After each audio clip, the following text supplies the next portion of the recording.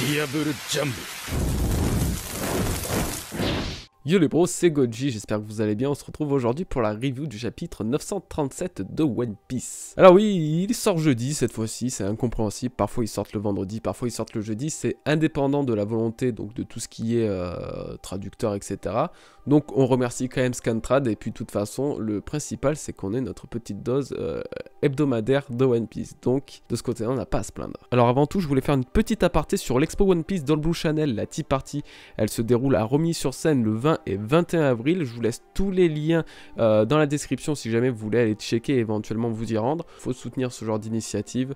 Ça montre à quel point One Piece a une très grande place en France et même les mangas en général. Voilà. Et ensuite pour terminer, je voulais juste vous parler donc des prochaines vidéos. Je devais en sortir une hier, mais vu qu'il y avait le chapitre aujourd'hui, je la décale à soit vendredi, soit dimanche, soit samedi. Je pense vendredi soir. Et puis donc ce week-end, il y aura la partie 2, le deuxième épisode du Let's Play de One Piece World Seeker. Donc il y en aura encore plein par la suite. Hein. Vous avez kiffé, j'ai kiffé aussi. Donc ouais, j'aimerais même en sortir un peu plus souvent. Là malheureusement, je voulais pas en sortir trop entre deux vidéos pour pas que vous croyiez que la chaîne va devenir exclusivement gaming et One Piece. Donc voilà.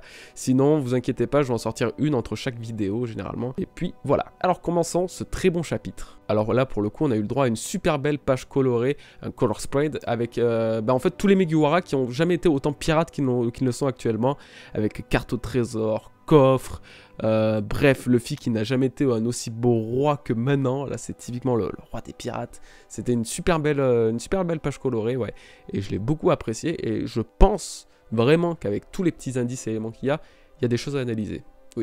Oui, là, plus que les dernières pages de colorées, là je pense qu'il y a vraiment des trucs sur lesquels il faut se focaliser. Alors on retrouve enfin le groupe de Chopper avec Mama, etc. qui se rendent donc direction la prison, et ils sont en total stress que Mama se rende compte qu'il n'y a plus de Oshiruko. Apparemment ce sont donc des gâteaux, des friandises, bref, tout ce que Big Mom aime. Et cette scène, je trouve, elle fait un beau parallèle avec la scène qu'il y a eu sur Whole Cake Island, quand toute sa famille lui avait mytho pour le fameux gâteau, et avait vraiment peur pour leur vie à la fin, quand il se disait, bah, on espère qu'elle sera pas trop énervée par le fait qu'il n'y ait pas de gâteau, justement, et qu'ils vont pas en subir les conséquences. Il avait fait tourner en bourrique en lui disant qu'il avait un gâteau, que c'était les Mugiwara qui avaient le gâteau, mais finalement, c'était pas le cas. Finalement, c'était Sanji qui était en train de le préparer en attendant, et que ça faisait diversion. Bref, c'était le gros merdier. Et là ça me fait exactement penser à la même chose, où là c'est pour le coup de Chopper qui espère que Big Mom ne sera pas trop énervée, qu'elle va pas capter qu'en fait toute la team l'a trompé et qu'elle découvre du coup le subterfuge. Alors Luffy nous parle un petit peu plus de Haki, on le retrouve, et puis donc il y a cette notion de Haki invisible qui refait surface,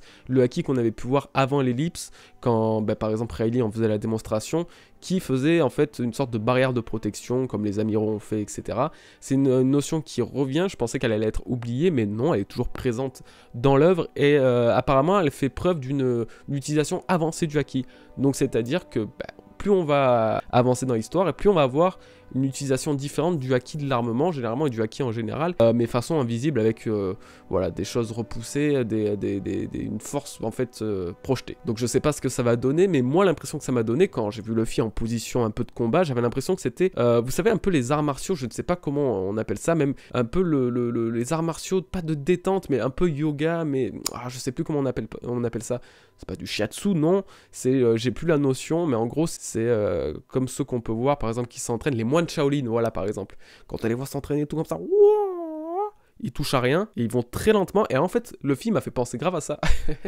Donc je sais pas si ça a vraiment un lien, mais je pense que voilà, ça peut avoir un effet sur le contrôle spirituel pour justement utiliser le haki. Voilà, avec les mouvements plus légers, etc., etc. Au passage, on apprend que Yogoro semble connaître Rayleigh.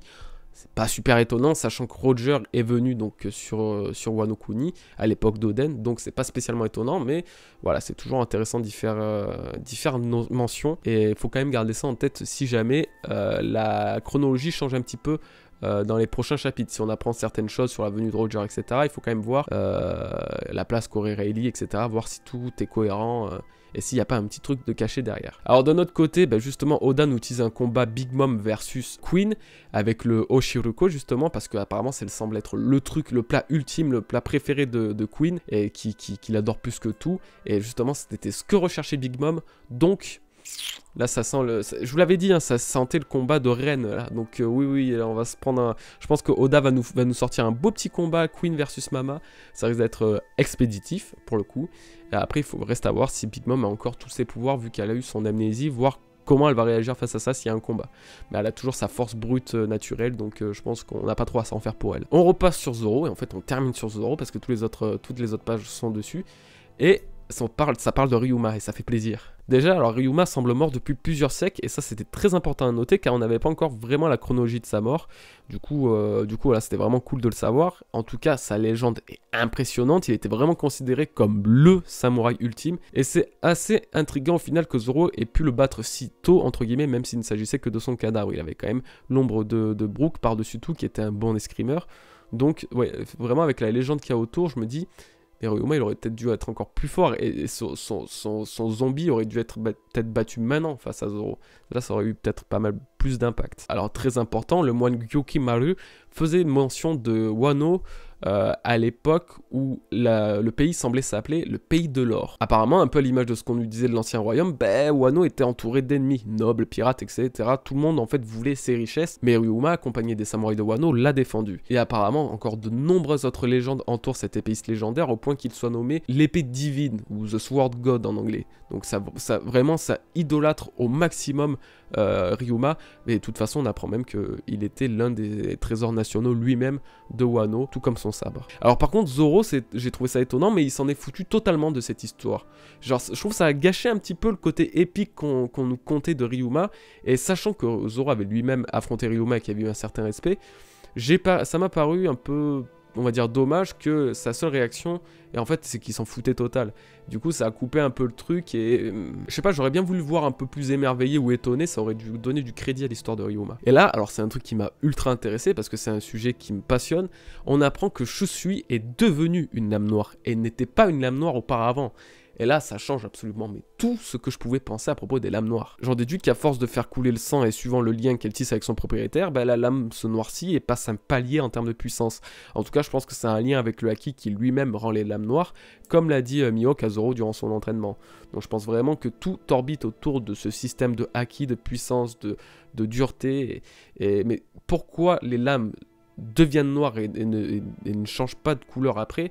C'est super étonnant. Je vous dis, c'est sûr, il y a quelque chose avec le haki de l'armement, etc. Mais quoi, impossible de le savoir. Je ne sais pas encore. Faut vraiment que... C'est un sujet que je pense qui sera récurrent plus tard sur la chaîne parce que ça m'intéresse beaucoup trop. D'ailleurs, pour le coup, ça semble intéresser aussi un peu plus Zoro qui devient tout de suite beaucoup plus sérieux. Et donc même, je pense qu'il sait quelque chose à propos de ça, vu les réactions qu'il a, vu qu'il allait demander quelque chose au moine, et puis à ce moment-là, il a été coupé. Oui, il a été coupé parce que là, on retrouve Otoko, encore une fois, cette meuf, décidément, on la voit H24, dans les bras d'une femme qui ressemble d'ailleurs étrangement, c'est pas le terme, ressembler, c'est pas le terme, qui semble être comme Murasaki tout simplement. Et donc on voit ces deux femmes, ces deux filles, et je me demande pourquoi Oda porte cet intérêt sur Otoko. On la voit depuis plusieurs chapitres, elle a toujours une place vraiment en premier plan, et je sais pas pourquoi tant de monde veut la sauver, etc. Ça fait vraiment penser comme si c'était justement elle, Iori, et que justement tout le monde essaie de la protéger pour ça, même si je pense pas que ce soit elle.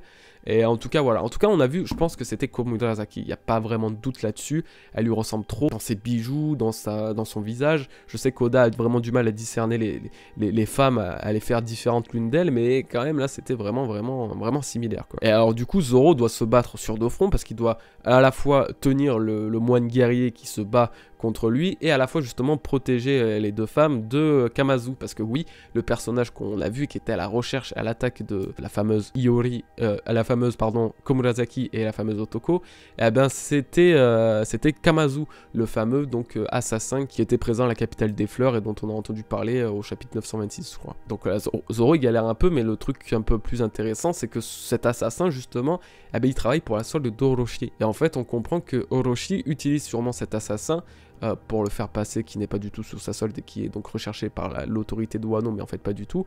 Et en fait il utilise cet assassin pour justement éliminer des éventuels opposants ou quoi que ce soit sans qu'on soupçonne que ce soit justement Orochi. C'est un peu compliqué, mais c'est comme ça que je l'ai déduit. Et là j'ai trouvé quelque chose d'étonnant, c'est que Zoro a fait la mention de vraiment tuer quelqu'un, vraiment le tuer lui. Genre, il lui disait à Otoko et à l'autre, ben, je veux bien le tuer, mais en échange, vous devez me donner ci ou ça. Et c'est vraiment cette notion de meurtre qui est pas unique, c'est pas exceptionnel chez Zoro, ça est déjà arrivé, mais là, ouais, vraiment, ça me fait penser plus à... Ouais, il prend une aura totalement différente, Zoro, et justement, là, en parlant d'aura, le chapitre se clôt d'une façon assez oufissime. Ouais, parce qu'en fait, là, Zoro, ça a l'air d'être son premier vrai combat, on a l'impression, depuis les 2 ans d'ellipse. Hein. Il semble le prendre vraiment au sérieux, au point même que, justement, ils subissent des gros dégâts. Et là, c'est un véritable monstre. Un démon comme il ne l'a jamais été. Sourire machiavélique, t'as l'impression que ça a débloqué chez lui une seconde personnalité. Il s'est débarrassé par la suite de Kamazu en une seule attaque. Une attaque, d'ailleurs, qu'il avait déjà utilisée face au poulpe sur l'île des hommes poissons. Je me rappelle plus son nom, je suis désolé. Et encore une fois, bien évidemment, quelque chose m'a intrigué dans cette page. Plusieurs choses même. Donc celle qui ressemble à Komurasaki, mais qui est sans doute elle, semble reconnaître le style à 3 épées que Zoro utilise. Et si ça faisait encore un lien justement sur les origines de Zoro à Wano? Peut-être qu'une légende disait qu'un samouraï se battait justement avec 3 épées et que cette légende en est venue aux oreilles de la potentielle Komurasaki, et donc elle a tissé le lien entre Zoro et puis ce fameux samouraï. Parce que c'est vrai, c'est quelque chose qui est très unique finalement chez Zoro, un personnage qui se bat avec 3 épées, surtout un humain qui n'a que 2 bras, c'est assez étonnant. Donc je pense que le meilleur moyen de faire un lien entre Zoro et puis un potentiel autre samouraï, c'est que justement ce samouraï en lui-même utilise lui aussi un autre sabre. Donc un autre sabre en plus des 2, donc 3 sabres. Ensuite, le haki de l'armement qui a encore plus cet aspect de fluide que d'habitude, au point même de ressembler à des flammes. Et là, donc on en vient à ce que je disais un peu plus tôt, aux lames noires qui semblent être vraiment liées au haki de l'armement. Ça m'étonnerait que Oda fasse 2 descriptions similaires, donc des lames noires et des lames imbibées de haki de l'armement, qu'il fasse des descriptions similaires dans le visuel, ouais, dans le descriptif, que ce soit vraiment, vraiment pareil et que finalement il n'y ait aucun lien. Ça me rappelle vraiment, comme je le disais tout à l'heure, le coup où Mihawk disait tu dois rendre tes lames noires pour justement qu'elles ne s'ébrèchent pas et que les rendent plus résistantes en gros. Et que justement sur Trailer Bark, quand Zoro découvre la première lame noire, il est dit que ces lames sont les plus résistantes. Et bah ouais, ça fait parfaitement le lien avec ce haki. Reste à faire après, à tisser le lien entre le haki et puis justement le fait que les lames deviennent noires comme ça, sans changer de couleur par la suite, quoi. Voilà, tout simplement. Donc je sais pas, mais vraiment, je suis trop hypé. Ce chapitre était oufissime. Bref, pour clôturer tout ça, dans la scène finale avec ses habits déchirés, Zoro m'a vraiment fait penser à Ryuma, comme on a pu le voir sur Wano Kuni, et je pense que c'est comme on a pu le voir sur Trailer Bark, et je pense que c'est une bonne façon d'avoir clôturé ce chapitre en lui faisant peut-être ce petit hommage qui était peut-être involontaire, mais moi j'ai vraiment fait le lien entre Ryuma et Zoro actuellement, c'était super beau. En tout cas voilà, la review de ce chapitre est finie, j'espère pas trop vous avoir perdu, j'ai trouvé vraiment super, c'était un peu dur de mettre tout en place, mais c'était vraiment un super bon chapitre, vraiment très agréable, et puis le fait qu'on voit plus de Zoro comme ça, surtout qu'on voit un petit peu à l'action, ça fait du bien. Et après, c'est toujours la même histoire, il y a toujours un peu des mystères qui se rajoutent sans qu'on en sache plus. C'est un peu... c'est toujours ce côté-là pénible, entre guillemets.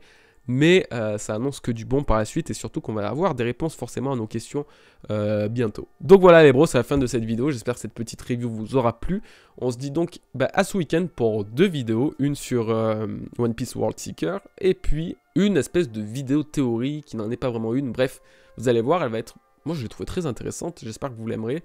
Je flippe un peu. Mais voilà, tout ça, ça sera en ligne vendredi et puis dans ce week-end généralement. Donc voilà. Passez un bon week-end, justement, un bon jeudi. Et puis on se dit à très bientôt les bros. Portez-vous bien. Peace.